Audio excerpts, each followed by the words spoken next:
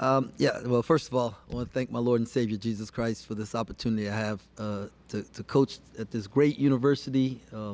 Want to congratulate Gene Taylor on becoming a grandfather, and I'm surprised he even came to the game today. I told him I'd have stayed home and held that baby. So, but yeah, just man, it's just a great time. And proud of the guys. You know, we try to treat both exhibition games like practices, not necessarily like games, and working on certain things. Mizzou exposed our transition defense, and that we just gave up too many driving gaps. So all week long we worked on, transition defense and then shrinking the floor, and did a really good job of that. But it's probably not the thing you want to work on when you're playing a team that's got a bunch of little guards that's going to shoot a whole bunch of threes, and that's okay, because I think when I watch film, guys are going to be in the right position, and I'm okay with that as long as our positioning is right. Dudes made some shots. We adjusted at halftime, picked up the pressure and turned it. I was, in football they talk about that like middle eight, like we didn't handle the middle eight very well. Actually, the middle four very well.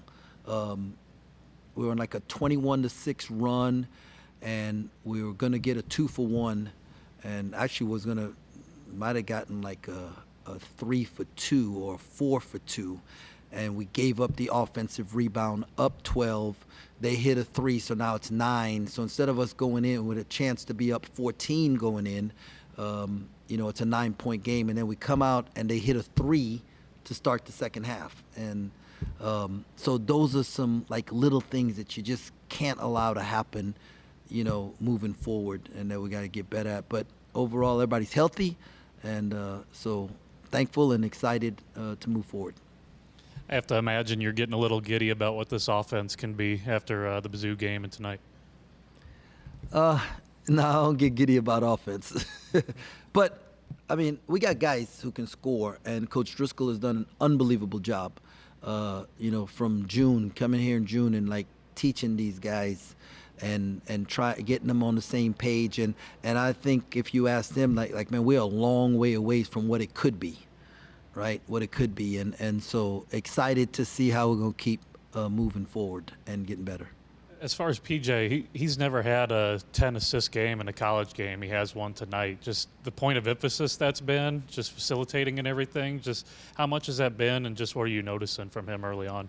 Yeah, I don't think I think it's PJ's other stops, he wasn't required. Like, that wasn't needed of him. They needed him to be a scorer. And I don't think people, I know I didn't realize what a good passer he was. I thought there was going to be a lot of teaching and breakdown that need to take place in order to teach him to make ball screen reads and stuff. And, and it hasn't been as much as I thought. He's further along as a passer. He really sees the floor. He's a weapon on an under OB because he finds the open guys, and in the ball screen he can make the right read. And so excited about that. And he had 7 turnovers, but I bet 3 of them was trying to get it to the forwards, and I'm okay with that for tonight. Moving forward, we'll cut that down. But I think they're willing to run and do certain things because he's willing to try and throw it to him. So, yeah, he's a way better passer and a way better leader than he had been allowed to be or needed to be. And we need him to be a leader and distributor for us also. And defensively, you touched on it. You guys, the transition defense, I know, was a big emphasis after the Mizzou game. Seemed like that was cleaned up tonight. I know, and you mentioned the 3-point defense and everything, and just confident that you'll be able to clean that up and work in progress and everything. Yeah, we got smart guys who care, and they work hard. And so when we ask them to do something, they try. They have a high care factor. So it's going to be a work in progress moving forward, but we're just going to continue to get better. I thought we were really good on the first side of the floor, and now we got to work on the second side of the floor, and that's just the process of building a defense. We've talked about it the Big 12 Media Day, and you had some good things to say about him, and tonight's the first time we were able to see him in action in Bramlage. What have you liked about the way he's progressed since he's arrived here in practice, and how did that kind of show itself tonight on the court? Who I didn't hear who you were Oh, talking. Brashear? Oh, about Abdi? Oh yeah. Well, Abdi's a bucket. Man, he is. Like, he's a bucket, and he works really hard, and he's got a high level of confidence, and he's and to me, what I like is how he's like starting to embrace trying to being a better defender. But on the offensive end, man, yeah, it's easy. The defenses are gonna have to pay attention to him, and it's gonna open up things for other people because of that. And we just, yeah, this wasn't special tonight. This was just okay for him.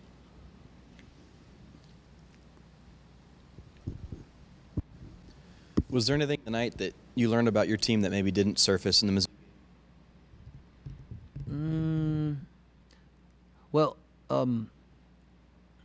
the transfer of learning from practice to here, like we had multiple times where like we were in the right spot on the roller, right, and so that we could make the tag, or if they had thrown the pocket pass, it was going to be a steal, and just seeing us like incorporate what we've been working on in practice and having it be effective in the game was good. Now, they weren't hitting the roller, they were skipping over for a shooter, and so we got to continue to build on that. But yeah, I mean, these dudes, they're fun to be around, man. They are. They're fun to be around. They work really hard, and they care, and so I just know if we give them the right things, that they're gonna do their very best to execute it, and I have no doubt that we'll give them the right things.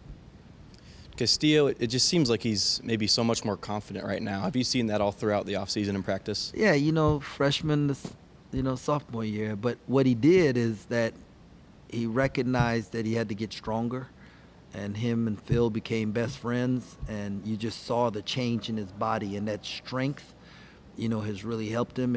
And David will have, like, eventually in his playing career here at Kansas State be our PG1. And so part of what he has to do is he got stronger, so he's a way better defender because he can't. I mean, he wants to guard, and he's got the strength and the feet to do it. And then he's gonna have this like, well, I'm on the floor with PJ, so okay, I'm gonna be a scorer. And when PJ's off the floor, okay, I got to be a distributor. And just learning the balance of that going forward is just gonna help him grow as a player. You have an update on CJ and Marcus, just their availability? Yeah, I just, told both of those guys before the game that I wasn't going to play them because I needed to see certain rotations, and then we will figure it out moving forward exactly what's going to happen. That. Hey, go Cats, be Tech.